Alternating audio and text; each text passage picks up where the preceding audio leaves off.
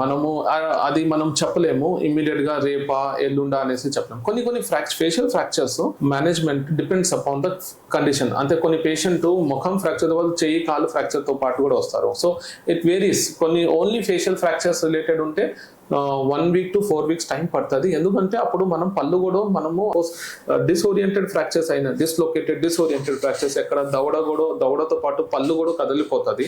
మనం పళ్ళుని ఆ పొజిషన్ లో తెచ్చిన తర్వాత మనం IMF అనే ప్రొసీజర్ చేస్తాం. ఎక్కడ పైన కింద పళ్ళుని కట్టేస్తాము ఇన్ అన్ అక్లూజన్, అంటే ప్రాపర్ పొజిషన్ లో తెచ్చి ఫిక్స్ చేసేస్తాం. ఈ ప్రాపర్ పొజిషన్ లో ఫిక్స్ చేశాక మేము ఎవ్రీ వీక్ మానిటర్ చేయాల్సి వస్తుంది. ఆ పేషెంట్ కరెక్ట్ గా చేయగలుగుతున్నారా లేదా, క్లోజ్ చేయగలుగుతున్నారా లేదా. సో పేషెంట్ కి recovery rate varies from one day or 2 days నుంచి 4 weeks of a time also. ఒక్కొక్కసారి extendable to 2 more weeks also. అది వేరీ అవుతాయి.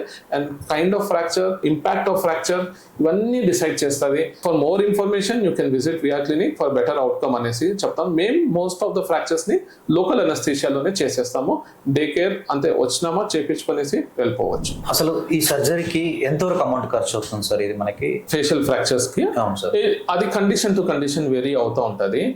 ఫేషియల్ ఫ్రాక్చర్స్ ని మనము సపోజ్ పేషెంట్ అంత కంఫర్టబుల్ గా థియేటర్ లో వెళ్ళాలంటే మనం వేరీ చేస్తాము 1 to 1.5 lakhs లో మనం సర్జరీ చేయాలనేసి. అదే మనం లోకల్ అనస్థీషియా చిన్న మత్తులోనే చిన్న ఫ్రాక్చర్స్ ఉన్నాయి మేనేజబుల్ అంటే మనం 25 to 40,000 లోపల చేయొచ్చు. సార్ ఈ సర్జరీకి ఏమన్నా ఇన్సూరెన్స్ అలాంటివి క్లెయిమ్ అవుతూ ఉంటుంది సార్? అసలు ఎస్, ఇన్సూరెన్స్ క్లెయిమ్ అవుతుంది, ఆరోగ్యశ్రీ కూడా ఉంటుంది. బట్ మనం హాస్పిటలైజేషన్ అవ్వాలి.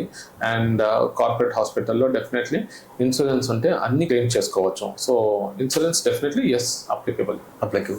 సార్ ఈ సర్జరీలో ఏమన్నా పెయిన్ఫుల్గా అనిపించడం కానీ అట్లాంటివి ఏమైనా ఉంటుందా సార్?